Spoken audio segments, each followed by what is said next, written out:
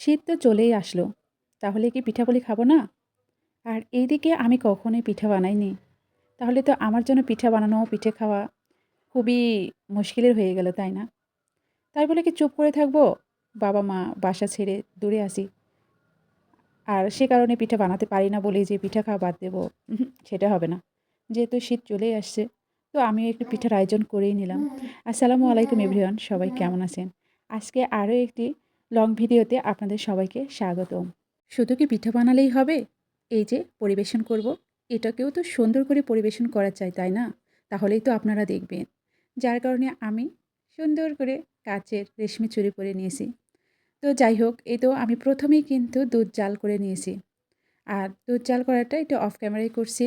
দুধ জাল করার পরে মানে দুধ জাল করার সময় আর কি, সেখানে আমি দারচিনি, এলাচ এগুলো দিয়ে নিয়েছি। আর আম্মু বলছিল যে দুধে যদি ফার্স্ট টাইম গুড় দেওয়া হয় তাহলে সেটা মানে দুধটা ইয়ে হয়ে যায়। যার কারণে আমি প্রথমে এখানে গুড় না দিয়ে প্রথমে আমি চিনি দিয়েছিলাম। তো তারপরে গুড় দিই। এখানে আমি সকল প্রসেসটাই দেখাবো। জানি আপনারা হয়তো এর চাইতে অনেক ভালো করে পিঠা বানাতে পারেন। আমি ফার্স্ট টাইম করতেছি। এটা আমার কাছে মানে এক্সপেরিয়েন্স, সাথে আনন্দ, ইমোশনাল সব কিছু। এই যে ফুলকো, ফুলকো চিতই পিঠাগুলো দেখতে পাচ্ছেন ভিডিওতে, এই চিতই পিঠা কিন্তু আমি বানাইনি। এগুলো আমার হাসব্যান্ড কিনে নিয়ে আসছে। কারণ আমি বানাতে পারি না। সত্য বলতে তো দোষের নেই, তাই না?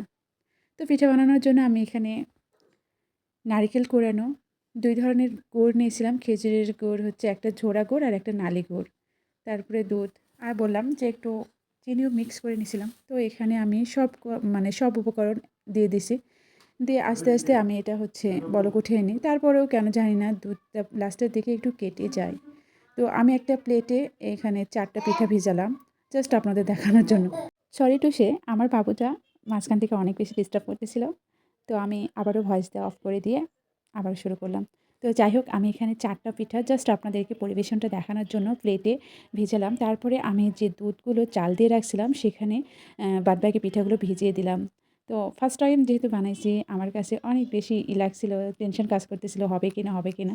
তো আলহামদুলিল্লাহ অনেক সুন্দর হয়েছিল। তো আমাদের তো খুবই ভালো লাগছে। নেক্সট টাইম আবারও ওই আন্টির কাছ থেকে পিঠা কিনে নিয়ে এসে ভিজিয়ে খাবো, তারপরেও খাবো।